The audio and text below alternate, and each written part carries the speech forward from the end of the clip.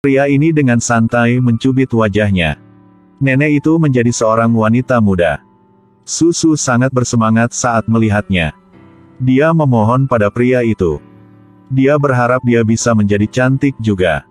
Pria ini juga sangat lugas. Dia menggunakan sepotong kulit. Ini seperti membuat patung tanah liat. Setelah beberapa detik, Susu berubah menjadi wanita cantik. Dia memiliki gaya berjalan yang mempesona. Dia pergi ke depan kios kastanyai. Tanpa diduga, bos melihat seorang gadis cantik. Dia tidak banyak bicara. Beri dia 2 kantong kastanyai. Baru saja meninggalkan kios kastanyai. Ada seorang pria di sebelah Susu. Dia dengan anggun menutupi payungnya. Rasanya sangat bagus untuk menjadi wanita cantik. Dia tertawa bahagia. Tapi tidak puas untuk berapa lama. Wajahnya berubah lagi. Dia membuat pria yang memegang payung itu ketakutan setengah mati. Dia menyentuh wajahnya. Satu penutup kulit jatuh. Orang yang takut berteriak adalah monster. Susu menemukan tuannya dari sebelumnya. Tanyakan padanya mengapa dia tidak bisa menjaga wajahnya lama. Dia ingin cantik selamanya. Pria ini memberitahunya. Palsu tidak bisa menjadi nyata. Jika itu nyata, itu tidak mungkin palsu. Jangan keras kepala untuk menjadi wanita cantik. Seperti apa dia ketika dia lahir, dia akan menjadi seperti sekarang. Ingin awet muda dan cantik selamanya. Tidak ada hal seperti itu di dunia ini. Sampai malam, tuan ini mengubah wajah orang lain di jalan. Pada saat ini, seorang pria kaya datang untuk melihat. Buat dia penasaran. Dia ingin tahu rahasia perubahan wajah ini. Jadi bawahannya menggunakan perak sebagai ganti rahasia ini. Tapi tuan ini menolak. Tuan berkata kepada pria ini. Dilihat dari penampilannya. Dia pasti orang kaya.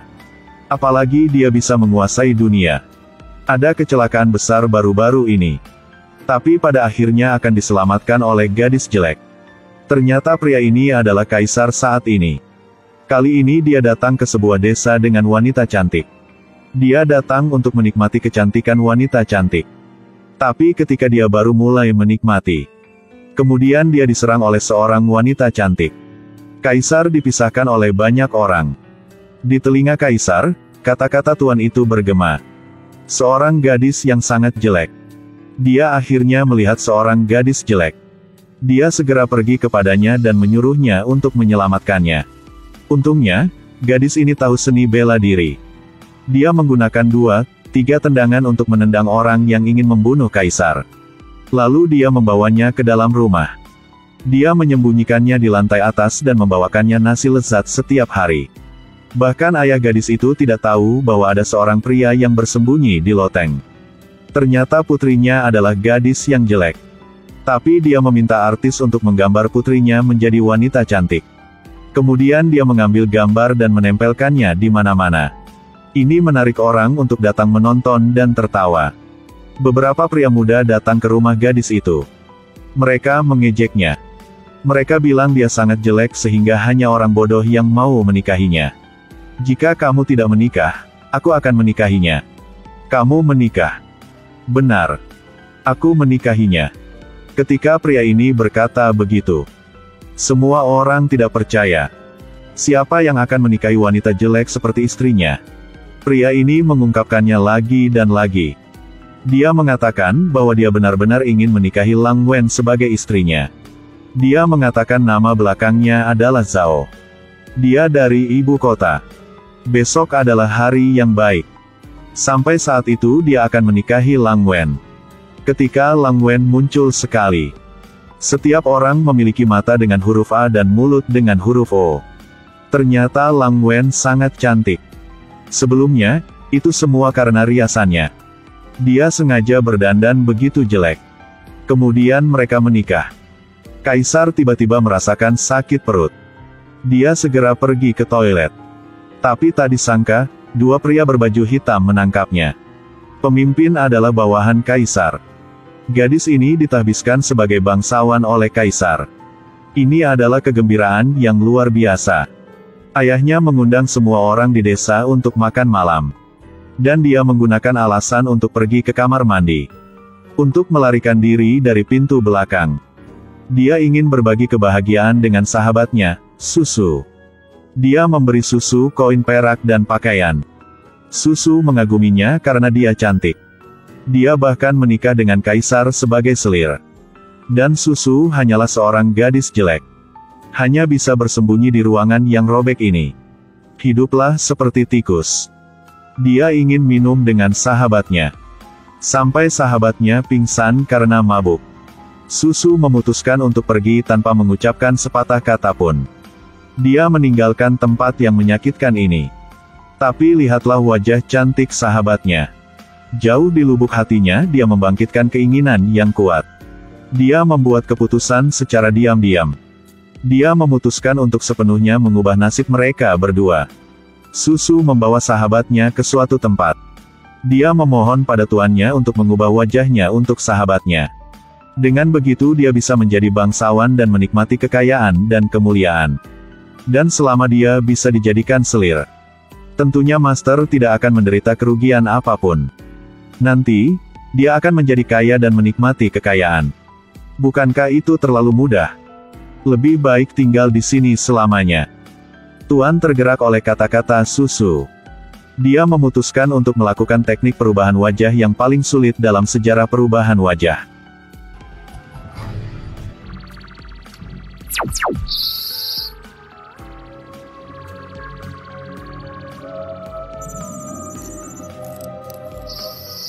Sampai tentara menyerbu masuk.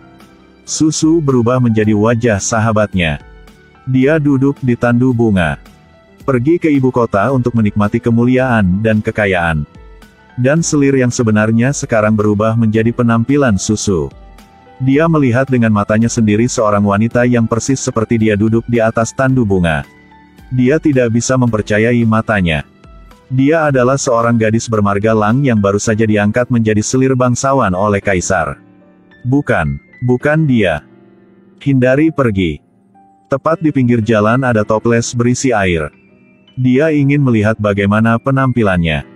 Ketika dia melihat dirinya di dalam air, pikirannya kosong. Mengapa dia sendiri menjadi orang yang jelek? Apa yang terjadi pada akhirnya? Dia bertemu dua budak. Dua prajurit mengenalinya. Dia mempertaruhkan nyawanya untuk melarikan diri. Dia bersembunyi di kandang ayam.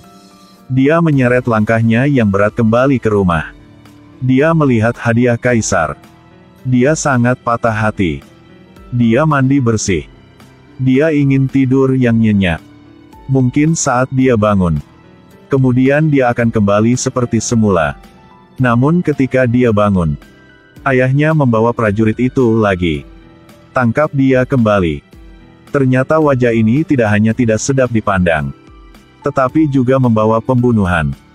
Ketika dia berlutut di jalan mengatakan dia bukan Susu, tapi adalah selir yang mulia. Tidak ada yang percaya apa yang dia katakan. Mereka hanya melihatnya sebagai gadis jelek dengan banyak kebohongan. Dia dikurung di penjara. Pada saat ini, Susu yang asli pergi ke penjara untuk mengunjunginya lagi. Dia memberitahunya. Dalam hidup ini, orang yang paling dia benci adalah dia. Karena dia tidak hanya cantik, tapi dia lebih baik dalam segala hal. Dia bahkan diangkat menjadi bangsawan, di mana nasibnya lebih baik dari miliknya. Sekarang sudah berubah. Dia harus secara brutal mempermalukannya. Kami adalah saudara yang baik. Minum segelas ucapan selamat karena aku menjadi selir yang mulia. Aku ingin kamu minum. Setelah Susu pergi, Lang Wen dibawa ke pengadilan lagi. Hari ini seorang saksi datang untuk bersaksi bahwa Susu adalah pembunuh yang membunuh Niuni. Tapi dia menolak untuk mengakui kesalahannya. Dia bilang dia bukan Susu. Setelah diinterogasi, pria ini datang dengan sebuah ide. Kamu yang selalu mengatakan kamu bukan Susu. Ini adalah selir saat ini. Baiklah. Aku akan memaksamu untuk patuh. Kemudian ayah Lang Wen dibawa ke pengadilan. Ayahnya menanyakan rahasia masa kecilnya. Lang Wen menjawab semuanya dengan lancar. Lihat ekspresi ayah. Dia melihat harapan.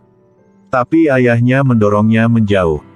Dan katakan padanya, "Buang-buang waktu keluargaku. Lang Wen memperlakukanmu dengan sangat baik. Apapun yang dia katakan padamu. Tapi kamu memperlakukan anakku seperti itu. Apakah kamu ingin membunuh anakku? Dia harus menderita siksaan lagi."